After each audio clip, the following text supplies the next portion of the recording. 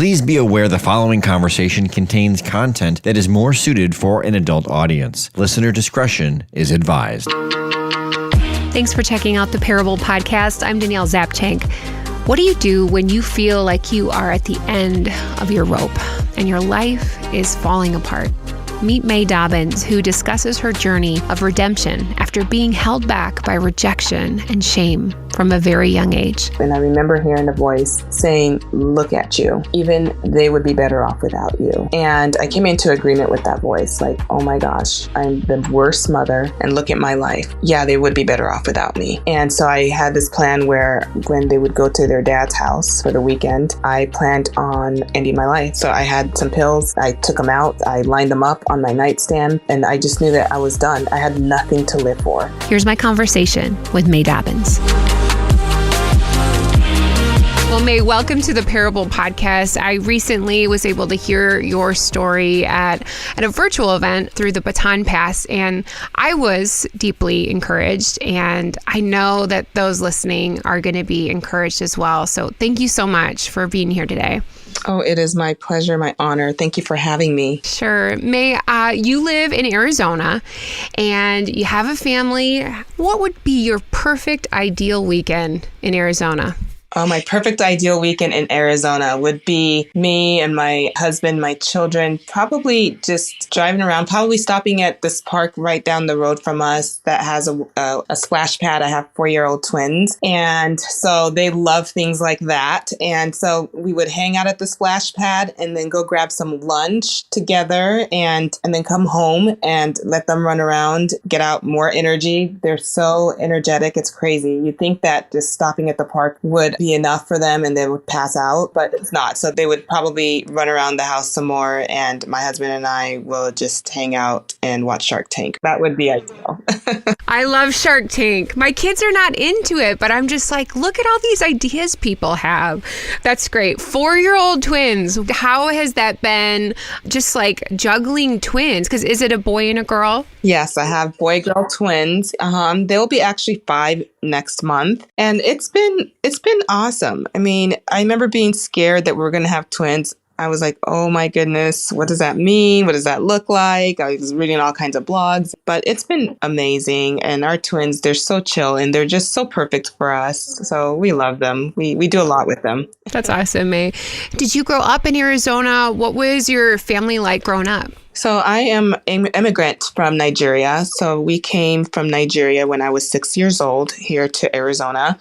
So that was very challenging as a child, coming into this country and being very different. I mentioned I was 6 years old, and so I was in first grade, and I was super excited to meet people, new friends, as any 6-year-old would, and thought that, I would be welcomed with open arms, but that wasn't the case. When I got to school, no one wanted to be my friend from day one. So not one person. And so I remember trying to connect with people, but they would run away from me. And so that was kind of the story of my life until 6th grade or 7th grade. But it was really hard to connect. I was different. I sounded different. I looked different. And kids made fun of me on the playground. They called me ugly. They called me all sorts of names. And so I had a really challenging time connecting with people and making friends when I got here. So that was really hard. And my parents, being immigrants, were trying to make a way for our family. They were trying to work and provide. So they were working and were working really hard. So they didn't have time to help me process what I was going through on the playground and to tell them about my day even. And so I didn't have anyone to really talk to about what I was going through.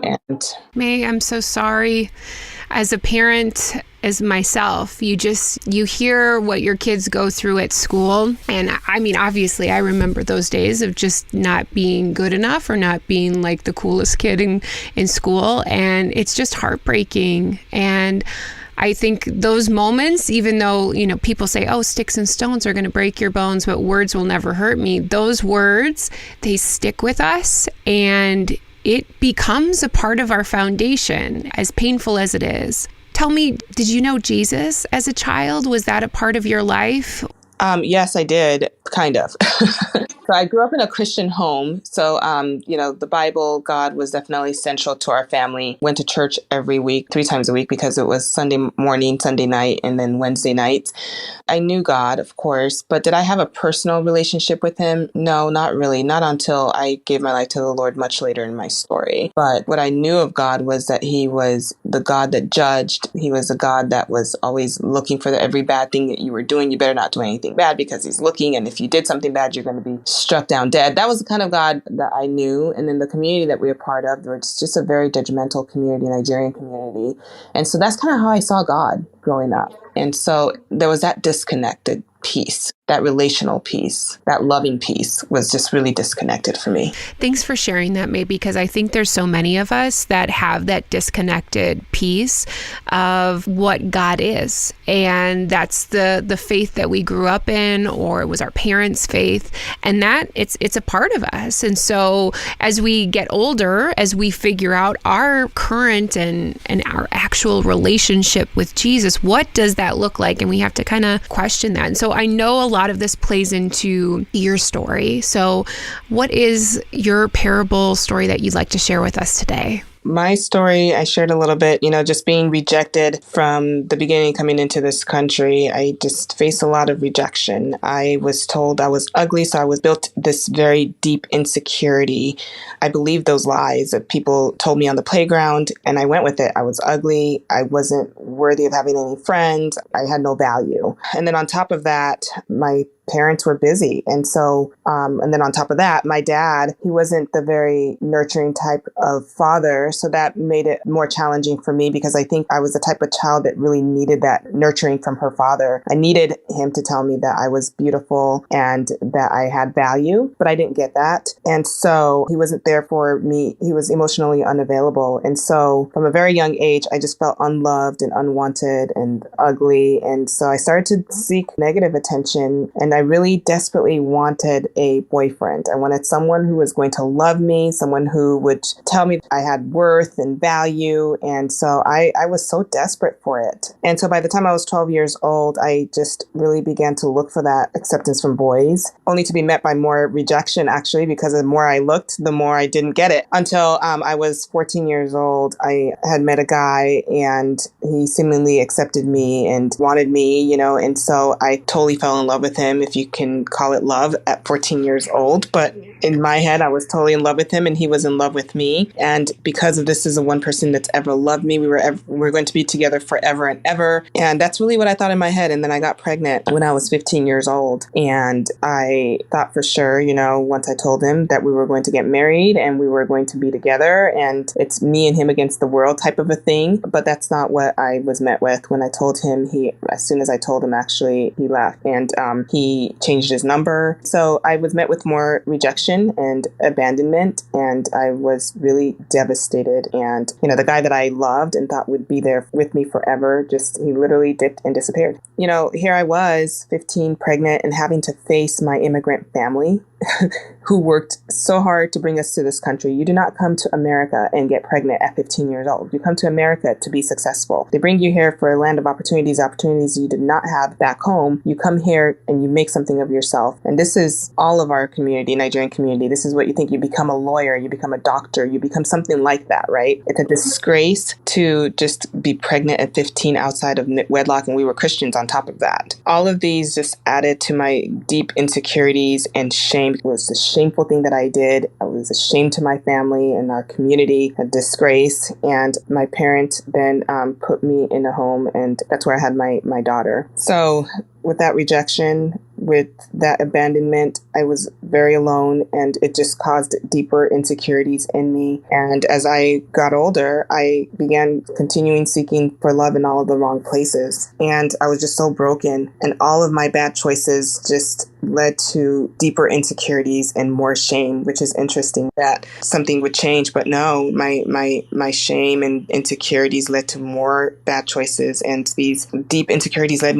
me even more desperate to find love. And I felt like if I was to find love, that it would cover my shame and it would cover all of the disapproval. I felt like it would turn things around, both for my community and also just society as a whole. I was young. I was toting around children. By the time I was 21, by the way, I had 3 children. And so I was very young, having 3 children, and people would look at me, stare at me, give me bad looks, like, what is she doing with all of these kids? So all of these things I carried with me. And so I felt like if I found love, then it would cover all of these things if I was able to get married and have that family. So I became a relationshipper, searched again for love in all of the wrong places. And with all of that came even more rejection. And I felt about myself that I must truly be unlovable and undesirable. And here I am with 3 kids. Who's ever going to want someone like me? I have so much baggage. No one would ever want someone like me. And I'm ugly. So I had all of those things playing in back of my mind. May, during that time,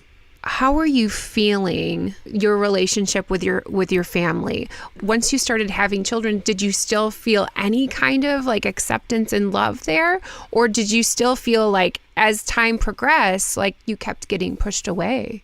I always felt that I was looked down on by my family, my parents. I'm the child that did everything wrong. And then I was married there for a little bit, not to my first daughter's father, but to my last 2, their father. And so I tried to make it right by being married and getting that acceptance from my parents, but that didn't really work. I was just always a disappointment, I felt like, to my family, my parents. Was there anyone during that time when you were 21, you had 3 kids, that somebody walked alongside you? How did you get through that time? Yeah, there was my spiritual mom. I'm so thankful for her. I mentioned that I was put in a Christian home, and that was definitely the hand of God that season of time, because that is where I learned that we can have a relationship with God. Like, it's not this God, doom and gloom God, right? But that He loved me, and that there's forgiveness and that there's intimacy that we can have with Him. I learned that there in that home. And so Doreen from this ministry who took in pregnant teens just loved me. And it was a hard program because they taught you how to be prepared to take care of a kid at a young age if you were going to keep your kid, or you could give your baby up for adoption. I chose to keep my kid. So through that season, I called her whenever I found myself in situations or had made bad choices. She was a person I felt like I could tell. And she would tell me the hard truth, biblical truth, but she did it in love, which is something that no one had done for me. And so all through the years, she loved me through my mess. And there was a season of time where I didn't talk to her for a while because of my choices that I was making. But I knew where to go to once I picked back up. I'm grateful for people like Doreen who are just there and they have that unconditional love in them, that they can see a person and they see where they are, but they don't judge them. They speak to you in love, like you just mentioned, and that's so beautiful. I'm grateful that you had her at that hard time in your life. What would you say from that moment? Was there anything pivotal that changed, that transitioned you out of that lifestyle, something that snapped in your mind for you? I definitely had I don't know how I would describe it, but a moment that I came to a point where I was really depressed. I wanted to end my life. I had made so many bad choices. And I remember it was after breaking up with the last guy, and I thought he was definitely the one. I had had an abortion with him, and he wasn't the only one that I had an abortion with. I had had several abortions. And when you do something like that, it just adds to all of everything else that you were already under. It adds more shame, adds more condemnation, it adds more self-hatred. And then on top of that, physical things that it does to your body, and it drives you towards depression. And I went into a very dark place alone. And I remember thinking that all I wanted to do was sleep and didn't want to get up and do anything. And my children were the ones who always kept me going. They were the ones that no matter how hard life got or what I thought about myself or life, I looked at them and I knew I had to keep going for them. But I remember when at the time my youngest of my first three, she was 4, came in and she was hungry and she wanted me to get up and feed her. And I didn't want to get up. And I remember hearing a voice saying, look at you. Even they would be better off without you.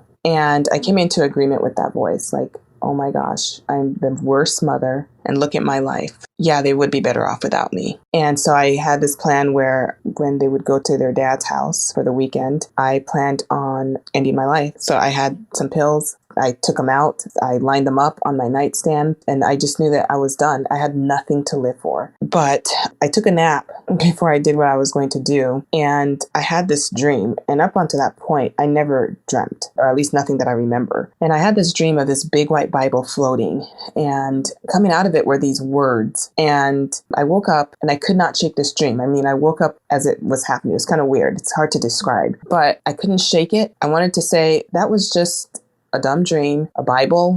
I hadn't even read my Bible in I don't know how long, if I ever even read it. But I knew that I needed to go and search for a Bible, but I didn't have one until I remembered that my dad, this is how God works, right? It's so divine. Just some months before that, my dad had given my sister, my brother, and I, those big white family Bibles. And I had it somewhere and I went searching for it and I found it and I opened it up to that chapter. And I know it was in Psalm, but to this day, I don't know exactly which Psalm it was. But when I opened it up, it was like the words came out and was flowing into my heart and breathing life into me. I cannot describe that moment other than I had not cried so hard ever in my life. I cried so hard on the floor of my bedroom. I thought I was going to die from crying and sobbing. I couldn't get a breath in. It was at least a couple hours. I was on the floor. And from there, God just met me there in that place and asked me, would I be willing to go with him, go on this journey with him? Would I be willing to take his hand? And I remember thinking, well, I have nowhere else to go. And yes, I'll go. And from that point forward, my life has just never been the same. He picked me up and I remember I started making my bed from that day on. I never made my bed prior to that ever.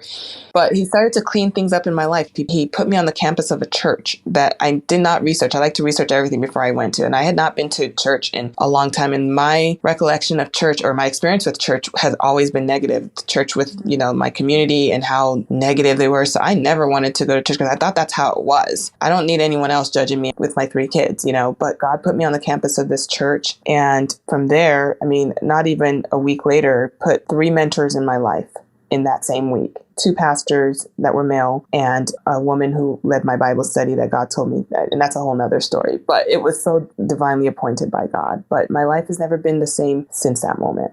Gosh, that's so amazing just to hear how God connected, because I believe God connects with us in so many different ways. And even at our worst, when we think that what you felt, that you were unlovable, that you were unworthy, that you were insignificant, he was right there. And he utilized a dream or whatever that moment was, that Holy Spirit just came into your life. And I just think that he can speak to us in so many ways. And so what a testimony. May, it was interesting because your parents said that they were coming to America for the land of opportunities. And by listening to that story of yours and just really believe that you did come to America and you have had, because of this, you've had so many opportunities to share and you have blessings of your children. And I'm sure there's been women and men that have been touched by just who you are as a person and your story. So have you seen that opportunity open up into your life? Absolutely. God has been so faithful. And, as you take his hand and you go with him, he takes you on the best journey, that you could ever that you can't even think of, ask for, or imagine. And because of all of the things that I've done in my life and my mistakes, I'm blown away by how God has given me many opportunities. Yes. And so, I mean, one of those things is I do have my wonderful husband, Preston, who we've been married for 6.5 years now. And we have our wonderful twins. And that has been an opportunity for sure. But also now I've had the opportunity to serve in women's ministry for a good 15, 16 years, from even starting a single moms ministry at a church that I was in, that church that I mentioned, and starting another one at my current church that I've been at for 11 years. And I am the women's pastor at my church as well. So I've had the opportunity to minister to women over the years. I've had the opportunity to understand the path that women have walked who have been marginalized because of whatever reasons, single moms to women who've had abortions to women who feel worthless, whatever the case might be. I feel like I can almost identify with a lot of things that women go through because of my journey and my path. And God has given me the platform to do so over the last 15 years. So yes, there have been many opportunities that God has opened up for me here. That's amazing, May. I think too, speaking with many women over the years, it's easy for us to think, oh, well, yes, I had this hardship, or I have this story that maybe it doesn't really matter, or I feel so ashamed that I don't even want to share it. But when we connect and how you were able to minister to other women, that suddenly opens our eyes and we recognize God does want us to share our stories. God wants to give us a chance to connect with others so that we can see how He's working in our lives. So that's awesome. How do you think we, as the big church, or just people in general, how do you think we can better support single moms and also women who have gone through abortions? I think we have to make space for that. We have to make space for them so that they know that they are seen. When it comes to single moms, they often feel unseen, unheard, not valued, because of a lot of churches' programs are about marriage ministry or everything else but single moms, right? And even women's ministry. And, I was part of one. And one of the things that we would hear is that you go to the women's ministry events, which are always wonderful, but you can't deny the fact that you're left to feel that you're the odd one because you're the single mom. I felt like that so many times. They're talking about their husbands and and you just feel singled out. Oh, you're single. And they feel like all of a sudden they can't connect with you for whatever reasons, So we started the single moms ministry. I helped to start that one. It was so meaningful to the single moms of that church that they were thought about. And someone cared enough to create a whole ministry for that season of their lives. And so I say if churches don't have a single moms ministry, they should consider having a single moms ministry, because there are things that they're going through that no one else really understands. They're walking a path that many people don't understand. And when they're able to come together and network together with one another and be friends with one another, other people going through what they're going through, who understand what they're going through. But they also do it, I also obviously recommend around biblical studies as well, so that we can grow together, right? So that you're growing in your walk with God and you're doing it together in relationship with other single moms.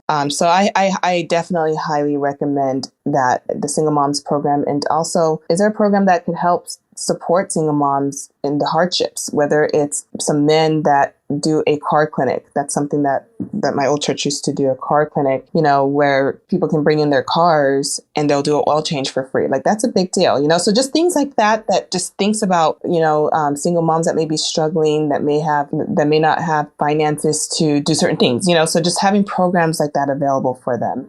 And then for women who have abortions, I think that it's something that the church doesn't like to talk about, abortion. And statistics show 1 in 4 women, I think it used to be 1 in 5, but I think it is 1 in 4 now, have had abortions. And that's in the church. So why are we not ministering to that? Women are hurting. They're in pain, silently in pain, and under shame, under condemnation. I think it's something that the church needs to start to bring up, whether it's in your women's ministries, whether it's through a Bible study group. We just have to start opening up and having those conversations so that women can receive the healing that they need, because there is redemption, there is healing, and there is forgiveness that God wants them to walk in. You're right. If we never speak of it, it kind of still covers, there's this layer of shame, because yes, we talk about sin in general, and we all know we have all made many mistakes in our lives. But if we never ever talk about that, then it still just is is this not accepted? Can I ever recover from this? Am I ever going to have that sense of freedom? And I think that's a really important point. So thank you for sharing about that. May, you talked about, how you were just looking for love.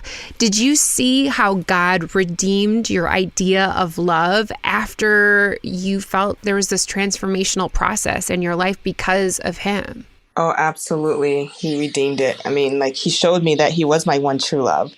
And the favorite part of my story is just how God came in, and what I thought I needed was still not what I needed. I only needed one love.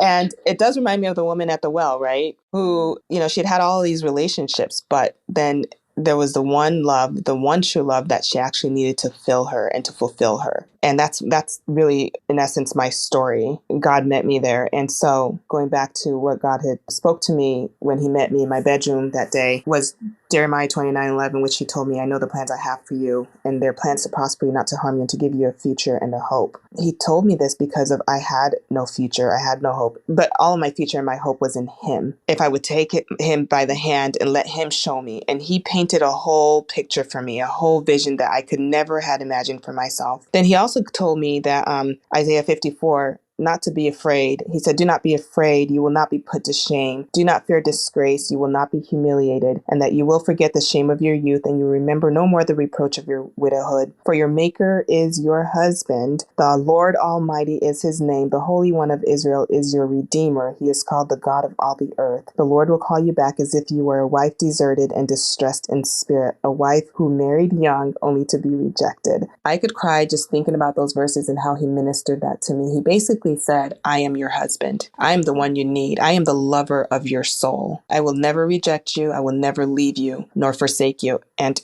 I took him at his word. I said, okay, God, you're my husband. And that means you're going to take care of me and these children. You're going to be a father to my children. And let me tell you, he did it in the most incredible ways. We do not have time to talk about all of the ways that God came through tangibly as a husband. He is the best husband ever. So much so that I lived out my worst nightmare of being single for over 7 years, almost 8 years. I was single happily. Me and Jesus and my kids. I served him and I saw him as the head of my household, and he came through for me in every way, provided for me and my children in every way. And I fell in love with him, and he was all that I wanted. I mean, for me to be married, I was nervous. But he told me, will you trust me with what I have for you? This is, a few years before I met my husband. I knew what he meant. But I was so okay with it, being me and God. And he was the perfect man. And I often say that he was so perfect that he doesn't leave toothpaste in the sink and he doesn't leave his socks flying everywhere. And I didn't want an earthly man that would do all of those things because I had the perfect husband, But he had an earthly representation of his love for me as well. And so he definitely redeemed all things, and he showed me how tangible his love is. May, I like that you brought up the woman at the well. I was just at this conference recently, and Cheryl Nemhard, she brought up this scripture of the woman at the well, and it just blew my mind. And really, it was interesting that Jesus, he met her one-on-one. The disciples weren't there. And he did such transformation in her life that she went out and she told everybody. She brought all of her family to faith, and she went to Africa and she continued to evangelize and minister. And they believe that her name was Fatim. And I mean, I was just like shocked because she is equal to the disciples. And that's the kind of like restoration that we see in the Bible. We get to see that in your life, May, that God he is for us. And even though we have this brokenness and this beauty from ashes, he is going to use that and he is going to do it for his good. So thank you for bringing up her story. It's really been impactful in the last couple of weeks for me. I'm sure you still we all do. Even though we've worked through some of these things in our life, we still struggle with insecurity and rejection and that shame that just pops up from time to time. The devil just loves to do that to us. If somebody is struggling with that insecurity, with that shame of their past, what one or two tools or encouragement would you give to them? Well, one of the things I want to say actually is that if he can forgive someone like me after what I've done, right, And if he can give me a testimony to where I don't have to hang my head in shame any longer. I don't hang my head in shame. I'm not under shame or condemnation. I lift my head up high and I go about life fully believing and knowing that I am his prized possession. And I will not allow no cloud of shame to ever cover me ever again, no matter what I've done in my past. So if he can forgive me, if he can lift my head, if I no longer have to walk under shame, then I say that would be the same for everyone else as well. And so a tool that I would say is just being willing to humble yourself before God and give him your shame. Thank you. Truly, thank you for your story. And I'm just continually excited to see about what God's going to continue to do in your life. So thanks for being on the Parable Podcast. Wow, every time I think I'm the only one who ever thinks that I'm not good enough, God just reminds me I'm not alone with stories like May's. It's truly miraculous what he did in her life, and it's encouraging to know that our Father, he is fighting for us all the time. Plus, check out May as the co-host of the Unbreakable Woman podcast. That information and her contact info, all of that is available at today's show notes at daniellezapchenk.com. If you want to be able to reflect some more about what we discussed with May, grab a journal and utilize some of these reflection questions. Number 1, how has God redeemed your view of love? And number 2, how can you physically give over your shame and humble yourself before God this week? I met a woman the other week and she said, it's just too hard to give God the hard parts of my life. I want to let you know that he is able to take it all. Thank you guys so much for listening. Come follow me over on Instagram or Facebook. I'm at Danielle Zapchenk. That's Zapchenk. I'd love to talk to you over there. You can subscribe to the show wherever you listen to podcasts, whether on Apple, Spotify, or even over on YouTube. And I would always feel so appreciative if you left a rating or review. It just helps others find out about the show. So that is going to do it for today. Thank you for spending time with me. Remember, your parable, it showcases the opportunities that come out of the ashes of our life. We'll see you back again next week on the Parable Podcast.